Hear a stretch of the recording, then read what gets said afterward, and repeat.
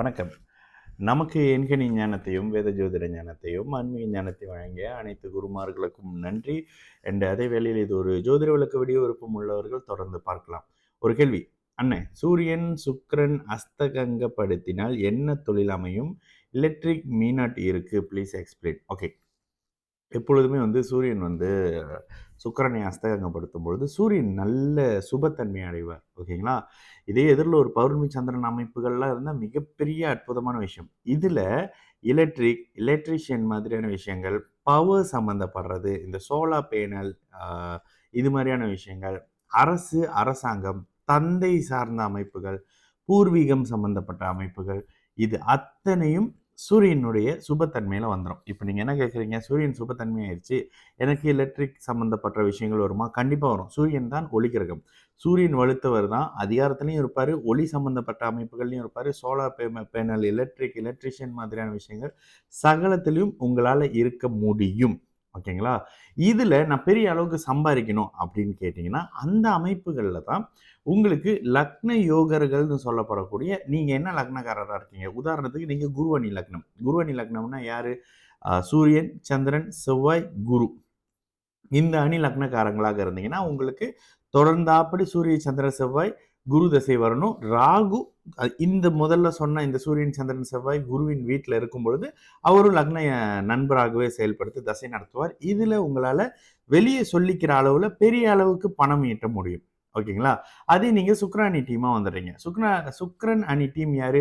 சனி, புதன், சுக்கிரன். ஓகேங்களா?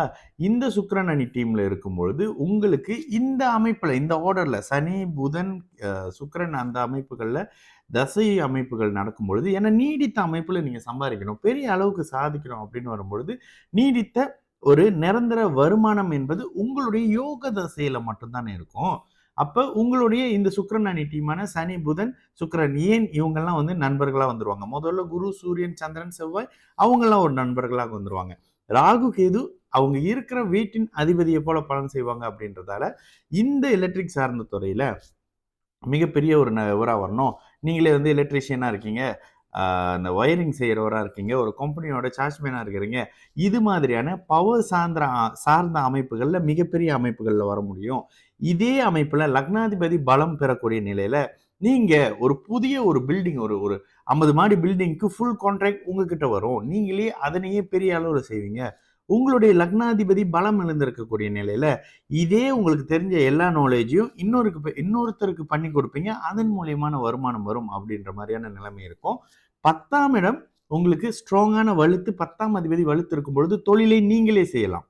ஓகேங்களா? 10ஆம் இடமும் 10ஆம் அதிபதியும் வலுத்து இருக்கக்கூடிய பட்சத்துல 6ஆம் இடம் கெட்டு போயிருக்கக்கூடிய அமைப்புகள்ல தொழிலை நீங்களே செய்து மிகப்பெரிய உயரத்துக்கு வரலாம்.